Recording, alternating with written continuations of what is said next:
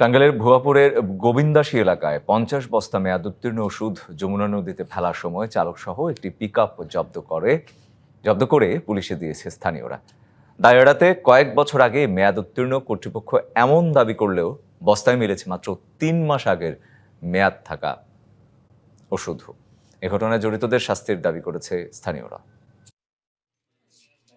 টাঙ্গাইলের ঘাটাল স্বাস্থ্য কমপ্লেক্সের মেয়াদোত্তীর্ণ এসব ওষুধ ভুয়াপুরের গোবিন্দাসী এলাকায় আনা হয় যমুনা নদীতে ফেলতে। অ্যান্টিবায়োটিক যেমন আছে তেমনি আছে জীবন রক্ষাকারী মূল্যবান অনেক ওষুধ।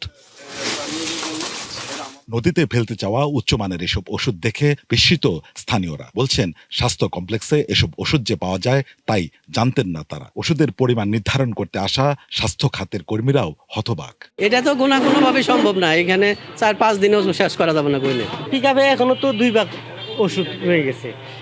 এই পরিমাণ ওষুধ এখানে যেগুলো আছে এগুলি তো আমাদের 15 দিন লাগবে হিসাব করতে।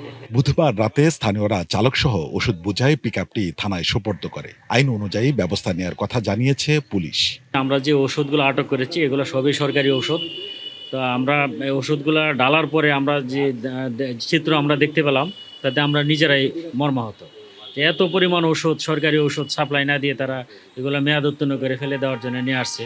তা আমরা চাই এগুলোর ব্যাপারে কঠোর আইনানুগ ব্যবস্থা গ্রহণ করতে তাদের বিরুদ্ধে। কর্তৃপক্ষ দায় এড়াতে বহুদিন আগেই মেয়াদ উত্তীর্ণ হয়েছে দাবি করলেও মিলছে চলতি বছরের জুনে মেয়াদ শেষ হওয়া শত শত পিস ওষুধ।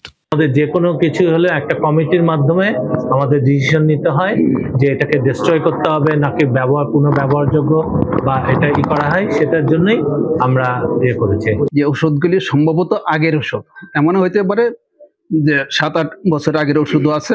এখানে কোনো ছাড় দেওয়া হবে না।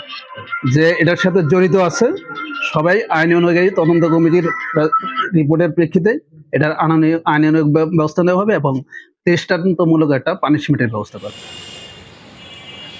এর আগেও টাঙ্গাইলের একাধিক উপজেলায় ঘটেছে একই ঘটনা, তবু নেওয়া হয়নি কোনো দৃষ্টান্তমূলক শাস্তি।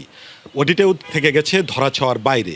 তদন্তের নামে দায়সারা এই কার্যক্রমের ফলেই এই অরাজকতা, বলছেন স্থানীয়রা। তাই চান দৃষ্টান্তমূলক ও দৃশ্যমান শাস্তি। Sohel Talukdar, DBC news, Tangail.